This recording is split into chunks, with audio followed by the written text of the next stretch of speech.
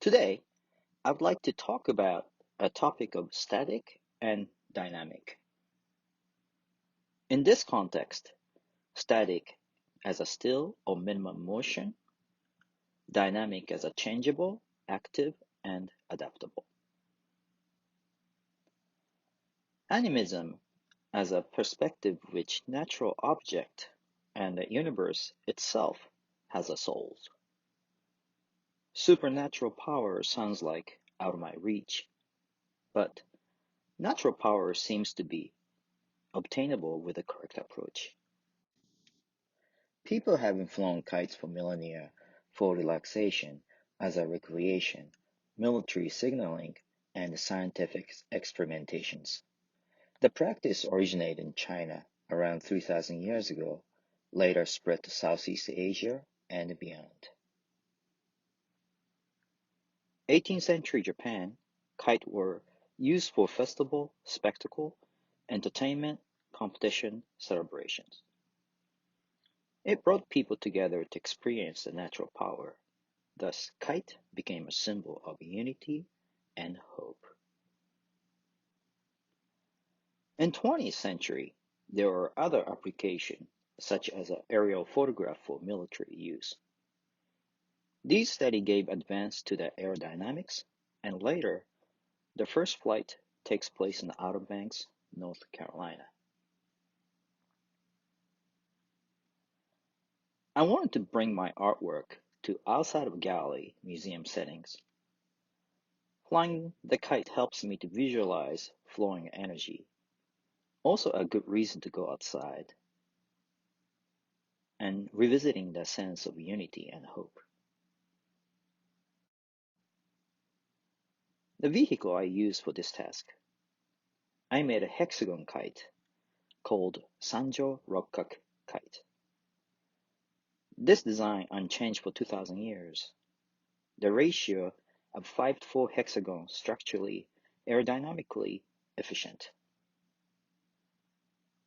The device gives me an opportunity to experience and understand fluid mechanics. Lift, drag, tension, weight. These terms are a metaphor of life, and finding the sufficient balance is necessary. Sometimes there is no wind. Learn to accept the reality. No lift, gravity takes over. The only option in this situation is waiting, but the line tension continues, thinking something. Adjusting bridle loop lengths to find correct balance and tension. Fine-tuning is essential for different types of wind. If it fails to do so, it will not fly or it could break against the force of wind. Flying them in various locations and conditions. Document the behavior and study for improvements. Every time they fly, I learn something new. And at the end, this activity makes me healthy and creative. Connecting with the other artists is always stimulating. Here's an artist who works with CNC router with a color marker instead of drills. Smartphone selfies become an optical art.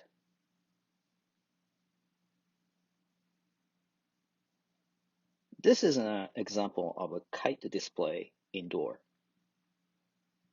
Trying to make it interactive by pulling control bar. Connected lines change the angle of attack.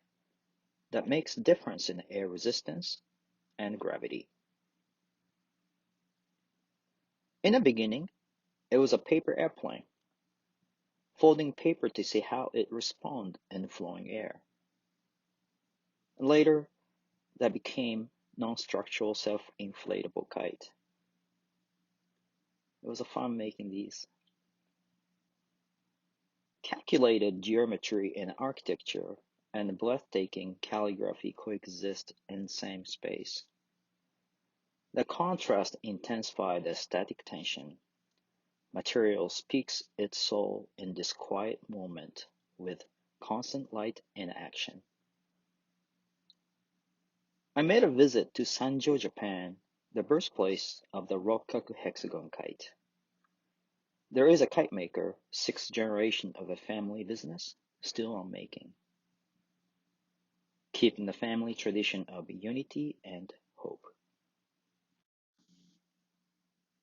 350 years history of Sanjo Kite Festival continues. Some enthusiastic locals live for this annual event and welcome visitors.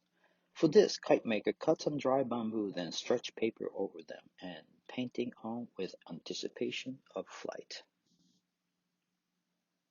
This is a craft of love, connecting people, all looking up for something exciting.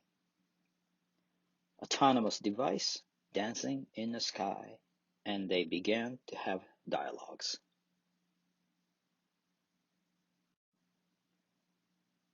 I have been making kites for only 7 years.